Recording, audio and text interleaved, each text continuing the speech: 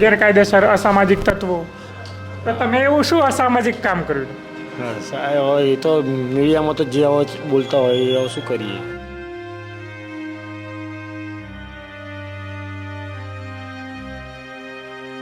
તો આ ભાઈ અસામાજિક તત્વ લાગે તમને? ના સાહેબ.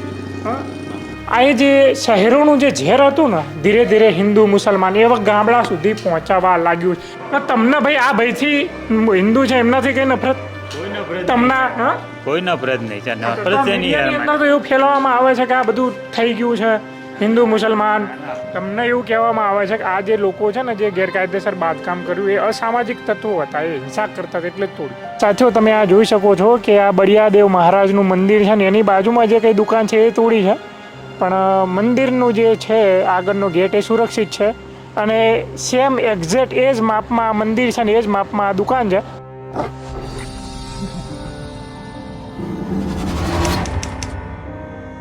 નમસ્કાર, ક્રાંતિ માર્ગથી હું વિમિત કુમાર. સાથીઓ, ગાંધીનગર જિલ્લાના દહેગામ તાલુકાના બહિયલ ગામે અહીંયા જે હિંસા ફેલાઈ ત્યારબાદ જે મકાન ડિમોલાઇઝ કરી દેવામાં આવ્યા અને એના ભાગરૂપે તમે જોઈ શકો છો કે અહીંયા સેંકડો દુકાનો અને સેંકડો ઘરને તોડી પાડવામાં આવ્યા છે સિસ્ટમ દ્વારા. કહેવામાં આવે છે કે આ બધું જ ગેરકાયદેસર હતું. કહેવામાં આવે છે કે અસામાજિક તત્વોના મકાન તૂટ્યા છે, પણ હવે અહીંયા ઘણા જે લોકોના મકાન તૂટ્યા છે આપણે એમની સાથે જો થોડી ઘણી ચર્ચા કરીશું કે એમને ખરેખર એમની પાસે દસ્તાવેજ હતા કે શું હતું. શું નામ આપનું? સલીમભાઈ. સલીમભાઈ, આ તમારા જે મકાન તૂટ્યા છે કહેવામાં આવે છે ગેરકાયદેસર હતા બધા અને એટલે તોડવામાં આવે? ના, ગેરકાયદેસર થોડા હતા, તો માલિકીની છે યાર. માલિકીની જગ્યા છે? માલિકની જ જગ્યા છે, કાયદેસર છે. અચ્છા, તમારી પાસે કોઈ પુરાવા ખરા? સબૂત છે ને તો યાર. અચ્છા, શું છે સબૂત? દસ્તાવેજ છે ને અમારી જોડે. દસ્તાવેજ? હા, દસ્તાવેજ. કેટલા ફૂટની જગ્યા હતી આ? 47. સાડા 47. તો આ જે અહીંયા સુધી 47 કેટલા સુધી થતું હતું? આ પાઇપ સુધી થાય. આ પાઇપ સુધી 47 હતું. અચ્છા, દસ્તાવેજમાં શું 47 લખેલું છે? લખેલું છે ને કાયદેસર. હા, ક્યાં છે દસ્તાવેજની ખબર છે? મારી જોડે જ છે. હોય તો બતાવો ને જરા.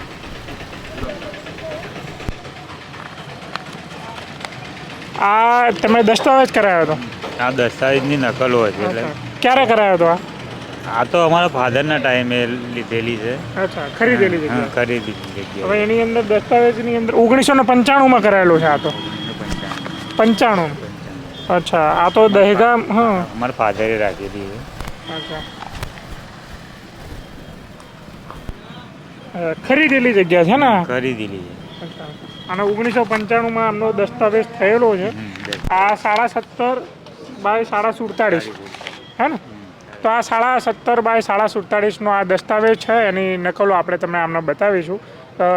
શું નામ કીધું તમારું? સલીમભાઈ. સલીમભાઈની આ જે દુકાન હતી, શું ધંધો કરતા હતા તમે? લવારી કામ. લુહારી કામ કરતા હતા? લવાર જ છીએ અમે. લુહાર જ છો તમે? લુવાર.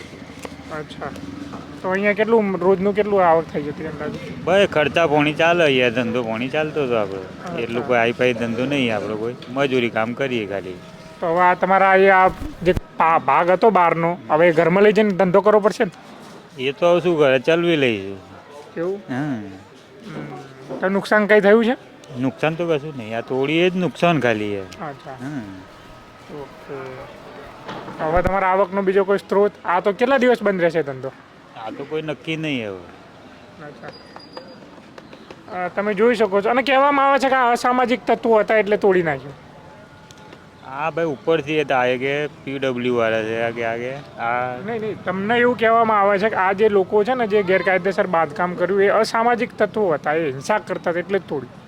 એ ખ્યાલ નહીં આપણને. અચ્છા, એની જાણ નહીં, એ કોણ હતા કોણ નહીં એ બધું. એટલે તમારે અહીંયા બાજુમાં આ બાજુમાં હિન્દુની દુકાન છે? આ ધર્મેશભાઈ બારોટ દહેગામ રહે છે. એમનું એ કાયદેસરનું દસ્તાવેજ જ છે. હા, એમનું તોડી નાખ્યું? હા, એમનું તોડી નાખ્યું. હિન્દુનું તોડી નાખ્યું?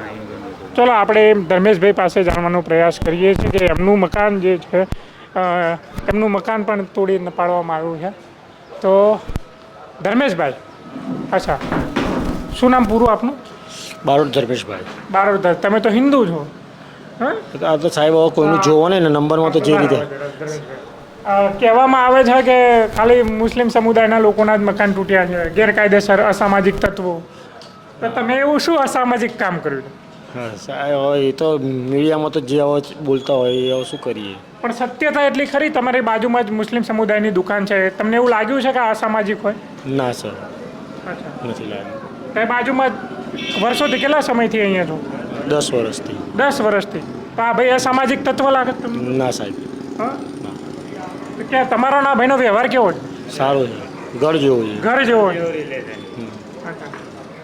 તો તમને ભાઈ આ ભાઈથી હિન્દુ છે એમનાથી કઈ નફરત? કોઈ નફરત તમને હા? કોઈ નફરત નહીં છે. તો નફરત છે નહીં મીડિયાની યાર. અંદર તો એવું ફેલાવવામાં આવે છે કે આ બધું થઈ ગયું છે હિન્દુ મુસલમાન. આપણે એવું ગણતા જ નથી. હિન્દુ મુસલમાન આપણને શું લઈ એ શબ્દ શું છે એ જ ખબર નહીં. હું તો આજ સુધી હિન્દુના છોકરાના અંગાત જ રમીને મોટો થયેલો છું.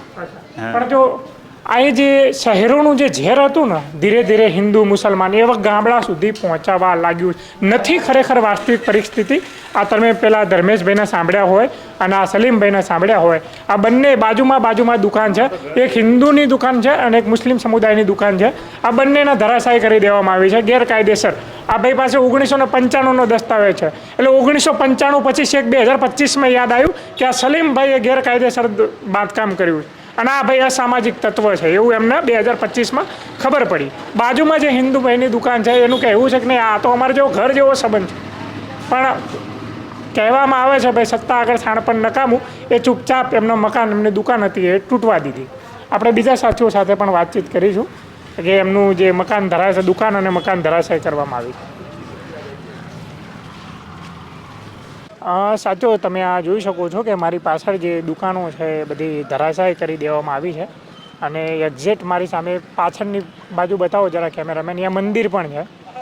એટલે ભગવાન સુરક્ષિત છે પણ માણસો સુરક્ષિત નથી એવું કહી શકાય.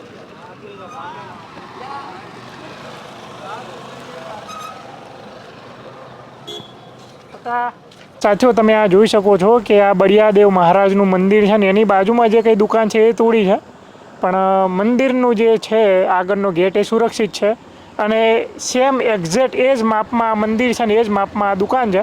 પણ દુકાનો એ સુરક્ષિત નથી આ દેશની અંદર. કદાચ મંદિરો સુરક્ષિત છે અને બાજુમાં કોઈ ધંધો કરનારાની દુકાન હોય તો એ સુરક્ષિત નથી. સાથીઓ અમે આ બહિયલ ગામ મુકામે આવ્યા હતા જે લોકોના મકાન ડિમોલેશનમાં તોડવામાં આવ્યા છે. અમે લોકોને પૂછ્યું પણ એ બોલવા માટે તૈયાર નથી. કદાચ એટલા ગભરાયેલા છે કે બોલીશું તો ફરી પાછા વધારે તોડશે કે બીજું કંઈ છે. પણ એ ડરના માહોલમાં છે આ બહિયલ ગામના સમુદાયના જે મુસ્લિમ સમુદાયના લોકો જે હજુ સુધી બોલવા માટે તૈયાર નથી. કાં તો એ સ્તબ્ધ હોય કાં તો એ કંઈક ભીતર એમની અંદર તકલીફ અને પીડા હોય કે પોતાના શબ્દ સ્વરૂપે બહાર નથી લાવી શકતા. પણ 100 વાતની એક વાત એ અત્યારે બોલવા માટે તૈયાર નથી. એ ડરમાં છે કે શું તકલીફ છે હવે એ જાણે.